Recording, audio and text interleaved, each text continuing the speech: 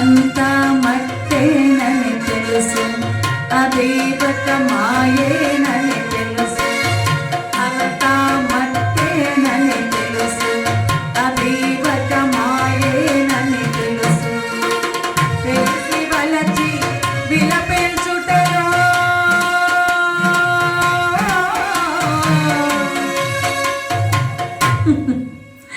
తీయదనం ఎవరికి తెలుసు. మనసు మనిషి బ్రతుకంటే,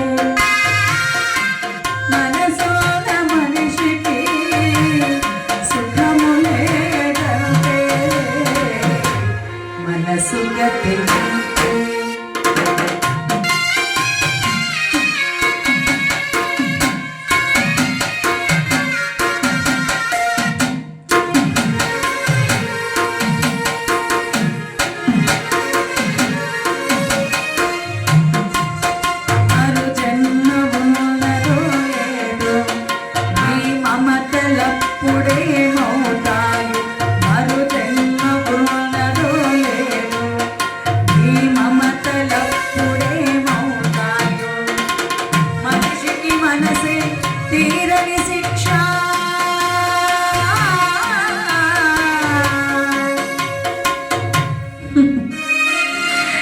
దేవుడిలా తీర్చుకున్నాడు కక్ష.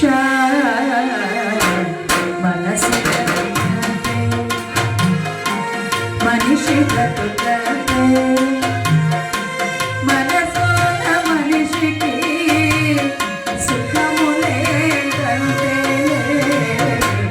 మనసు గతి.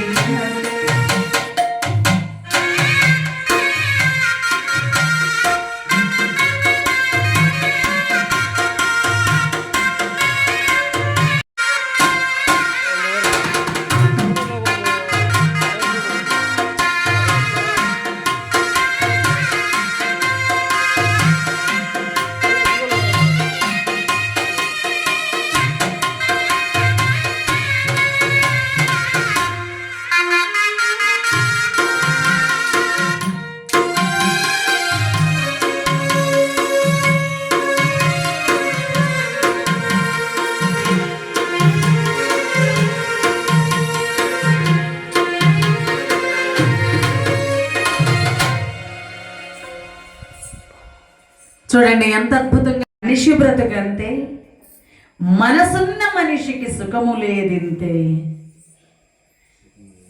మరి మనసుంటే ఎప్పటికీ సుఖం ఉండదండి. వాళ్ళేమవుతారు వీళ్ళేమవుతారు అని అనుక్షణం ప్రతి క్షణము ఈయన నలుగుతూనే ఉంటాడు. చివరి వరకు కూడా సుఖపడలేడు. ఈ అభిప్రాయం లేదంటే ఎవరేమైపోతేనేమేమని అనుకునే వాళ్ళు బాగుంటారు. కానీ అది కాదు కదా జీవితం. నలుగురితో కలిసి, నలుగురి కోసం బ్రతుకుతూ, నలుగురి మేలు కోసం బ్రతుకుతూ, నలుగురికి మేలు చెయ్యాలని బ్రతకడమే ఈ బ్రతుకు. అదే సార్థకం. కానీ కీచకుడు ఏం చేశాడు? ఈయన మత్తుగా తాగాడు. మధుపాన మధోన్మత్తుడై అక్కగారి మందిరంలోనికి ప్రవేశిస్తున్నాడండి. కీచకుడికి ఏం జరుగుతుందంటే గిర్రం తిరుగుతోందంటే ఈయనకి. తాగిన వాళ్ళకు తిరగాల్సిందేగా. ఒక ఆయన ఫుల్గా తాగి డాక్టర్ దగ్గరికి వచ్చాడు. ఏమండి డాక్టర్ గారు?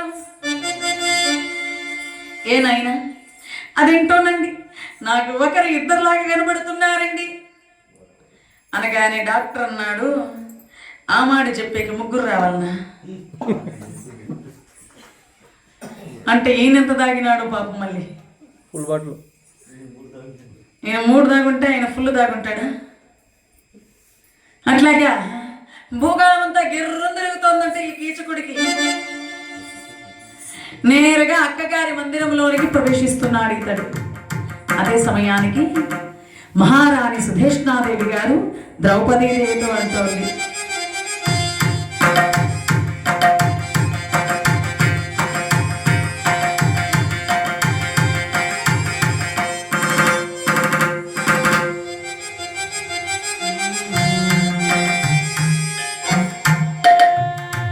సుధేష్ణాదేవి అంటోంది, అమ్మాయి మాలిని ఏది ఒక చక్కని పాట పాడి వినిపించు. అనగానే ద్రౌపదీదేవి చక్కగా ఇలా వీణమేటుతో గానం చేస్తోందండి. సఖియా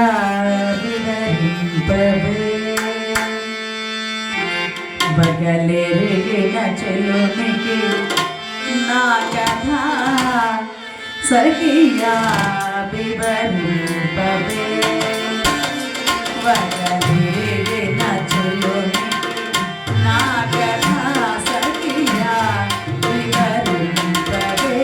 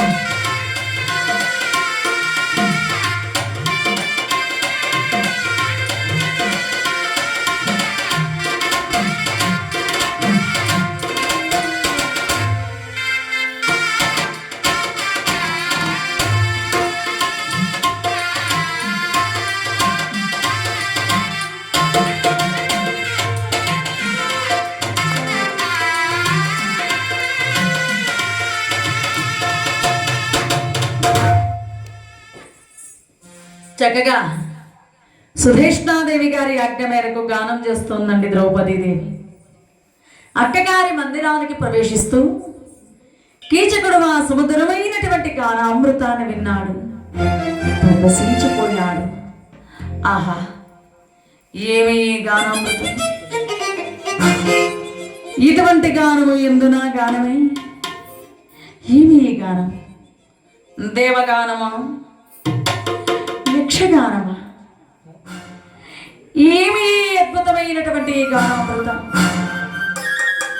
అంటూ ఆ గానామృతాన్ని వీణుల విందుగా ఆలకిస్తూ అక్కగారి మందిరంలోనికి ప్రవేశించాడు కీచకుడు. వీణను మేటతో చక్కగా గానం చేస్తున్నటువంటి ఆ ద్రౌపదీదేవి ఆయన కట్టబడిందండి. ఆహా, ఏమేమి అందము, ఏమేమి సోయగము, ఏమేమి లావణ్యము! ఆ అందచందాలను చూసి ఆనంద పరవశుడై తనలో తానే అనుకుంటున్నాడు ఈ కీచకుడు. ఆహా, కలరే లోకమున నిట్టి చెలువ మొగల పోగోనులు కలరే లోకమున నిట్టి చెలువ మొగల పోగోనులు కలరే లోకమున నిట్టి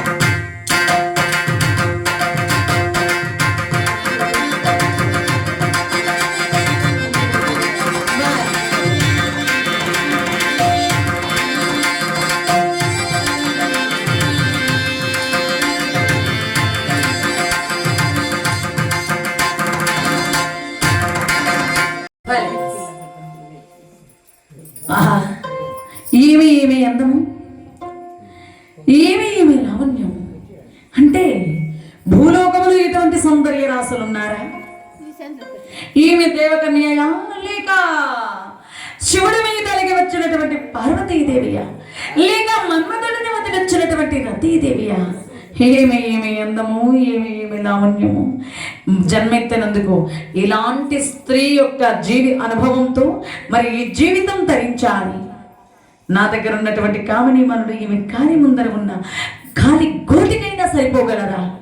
ఇంతటి సౌందర్య రాశి నా సొంతం కాకపోవటమా అంటూ ఆమె సౌందర్యానికి ఆశ్చర్యచకితుడై అలా గుమ్మం ముందర నిలబడిపోయాడండి కీచకుడు.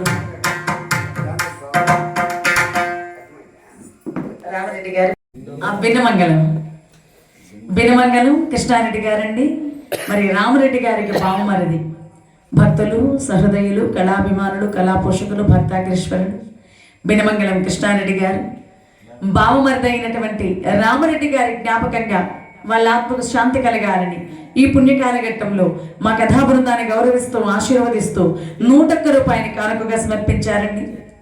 మరి రామరెడ్డి గారి దివ్యాత్మకు శాంతి చేకూరి వారికి స్వర్గప్రాప్తి కలగాలని ఆ పార్వతీ పరమేశ్వరులను మనసారా కోరుతూ మరి కృష్ణారెడ్డి గారికి వారి కుటుంబ సభ్యులకు పార్వతీ పరమేశ్వరుడు అఖిలాంత కోటి బ్రహ్మాండ నాయకుడు అయినటువంటి శ్రీ శ్రీనివాసుడు, శ్రీ వెంకటేశ్వరుడు, సీతారాములు, మరి ధర్మస్థలం శ్రీ మంజునాథ స్వామి వారు వారికి వారి కుటుంబ సభ్యులకు ఆయురారోగ్య భోగభాగ్య అష్టైశ్వర్య శ్రీ సంపద నుంచి వారిని చల్లగా ఎల్లవేళలా సంరక్షించాల్సిందిగా కోరుతూ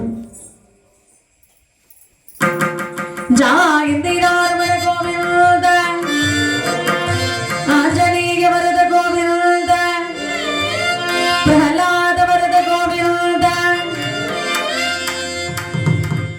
మరి బావమరుదులు, అన్నదమ్ముళ్ళు, అక్క చెల్లెళ్ళు, బంధువులు, స్నేహితులు, ముఖ్యంగా మనవాళ్ళు మనవరాళ్ళు ఏమయ్యారండి? అంత నిద్రపోయేస్తారు.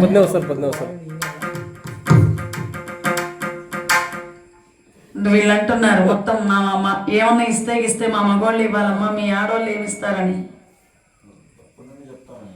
కట్లపొడి ఇస్తారు. కట్లపొడి లేదు, మా ఆడవాళ్ళు అట్లా చులకం చేయొద్దండి. మా ఆడవాళ్ళు ఇస్తే చెవుల కమ్మలు ఇచ్చేస్తారు.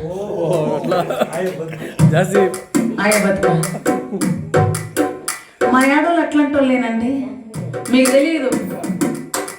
మొన్న ఈ మధ్యలో ఇలాగే నేను చిత్తూరు దగ్గర భారతం చెప్తా ఉంటే రోజు ఇట్లాగా అంటే 18 రోజులు వరుసగా సీరియల్ ప్రకారంగా జరుగుతుంది. మా ఏడోళ్ళు ఒక కమ్మన్న ఇవ్వలేదు, మా ఏడోళ్ళు ముక్కు పొలలన్న ఇవ్వలేదని నేను అంటూ ఉంటే రోజు ఒక నిజంగా కమ్మలు తెచ్చిచ్చేసిందండి. పొద్దున్న ఉజ్జి చెక్ చేయాల్సిందే, ఉజ్జి పొద్దున్న చెక్ చేయాల్సిందే. నిజంగా తెచ్చిచ్చింది. నాకు ఇబ్బంది వేసింది. అమ్మా వదిలే తల్లి, నీ కమ్మలు నువ్వే పెట్టుకో, నువ్వు కమ్మలు లేకుండా ఇంటికి పోతే మీ ఇంట్లో వాళ్ళు నేను ఇంట్లోకి కూడా రానివ్వరంటే ఆమె ఒప్పుకునేది ఏ కాదు. మేడం ఈ పొద్దు నువ్వు ఈ కమ్మలు తీసుకుంటే కదా, ఈ కమ్మలు తీసుకుంటే కానీ నేను ఇంటికి కూడా పోయేదే లేదని దాన్ని.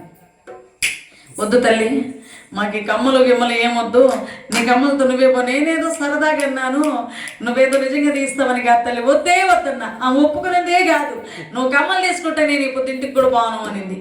సరే చేతిలో పెట్టేసింది కమ్మలు. నువ్వు ఒట్టి చూపుతో ఎట్లా పోతావు తల్లి ఇంటికి అన్నాను. అందుకామనింది, నువ్వేమట్లా దిగులు పెట్టుకోవద్దు మేడం, మొన్ననే పోయిన శనివారం సంతకు పోతే ఈ కమ్మల్ని 100 రూపాయలు చెప్తున్నారు. నేను బేరమాడితే 50 రూపాయలకి ఇచ్చినారు వాళ్ళు. మళ్ళీ తీసుకుపోతారండి, మేము భయపడదు తీసుకుపో అంటే. ఇట్లాంటి కమ్మలు ఏమన్నా చిత్తూరులో ఇచ్చినారని కర్ణాటకలో ఇవ్వద్దండి ఇట్లాంటి కమ్మలు దయచేసి.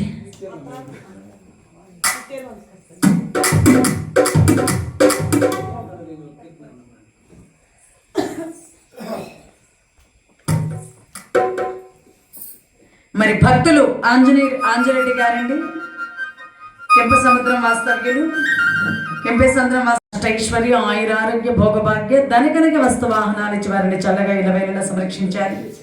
నగుమోము గనలేని త్యాగరాజ సంకీర్తనని అడిగారు.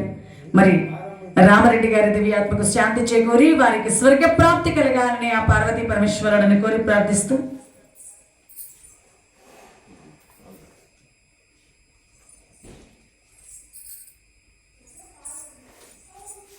ఈ కీచకుడు ఆశ్చర్యచకితుడవుతున్నాడు. అంటే భూలోకంలో ఇటువంటి అందగత్తలు ఉన్నారా, ఇలాంటి సౌందర్య రాసులు నిజంగా ఉన్నారా, ఆశ్చర్యచకితుడైపోతున్నాడండి ఈ కీచకుడు.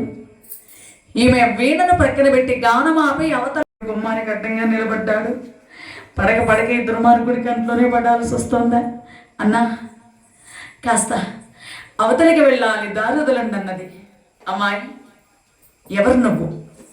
ఇంతకు ముందు ఎప్పుడూ నిన్ను చూడలేదు ఇక్కడ, మరి కొత్తగా ఉన్నావు ఈ యొక్క అంతఃపురములో, ఎవరు నువ్వు అన్నాడు. నన్ను సైరంధ్రి జాతి దానను, నన్ను మాలిని అంటారు, అక్కగారికి అలంకారములు చేయడానికని వచ్చానన్నది. అక్కగారా? మరి నేనెవరినో తెలుసా? రాజగారికి బామభరతిని, శతసింహ యోధుణ్ణి, సుధేష్టాదేవికి తమ్ముణ్ణి, సర్వసైన్యాధ్యక్షుణ్ణి, కీచకుడను నేను. కీచకుడా? వీడో కామాంధుడని అందరూ చెబుతుంటే విన్నాను. పడక వీడి కంట్లోనే పడ్డానా దైవమా, ఏమిటి నా పరిస్థితి అని బాధపడిందామె. వెంటనే కీచకుడు అన్నాడు, అమ్మాయి మా అక్కగారికి నువ్వు దాసీవేమిటి? మా అక్కనే నీకు దాసీని చేస్తా, కాబట్టి నువ్వు నా హృదయేశ్వరివి, నా ప్రాణేశ్వరివి. నన్ను వలచి వరిస్తే నిన్ను సామ్రాజ్యానికి రాణిని చేస్తానన్నాడు. అన్నా క్షమించండి, నేను ఇదివరకు పెళ్ళైనటువంటి ఆడదాన్ని, అభ్యంతరం లేదు. నాకు 5 గంధర్వులు భర్తలు ఉన్నారు. భలే, అయితే నేను 6వ వాడిగా ఉంటానన్నాడు కీచకుడు. ఛీ దుర్మార్గుడా, ఎంత చెప్పినా పెళ్ళయినా 5 భర్తలు ఉన్నారన్నా వెనుకాడకుండా ఉన్నావే. ఛీ, నువ్వు అసలు మనిషివా పశువా? నా భర్తలు సామాన్యులు అనుకుంటున్నావేమో కీచక, నా భర్తలు కనుక నీ సంగతిని గ్రహించారా నీ మాన ప్రాణములు దక్కవు, నీ హస్తలు గంగకు కూడా చేరనివ్వరు, జాగ్రత్త అంటూ కోపంతో వెళ్ళిపోయింది ద్రౌపదీదేవి. ఎలాగైనా ఈమెను సొంతం చేసుకోవాలన్న దుర్బుద్ధి పోలేదు కీచుకునకు. నేరుగా అక్కగారిని సమీపించాడు. అక్క,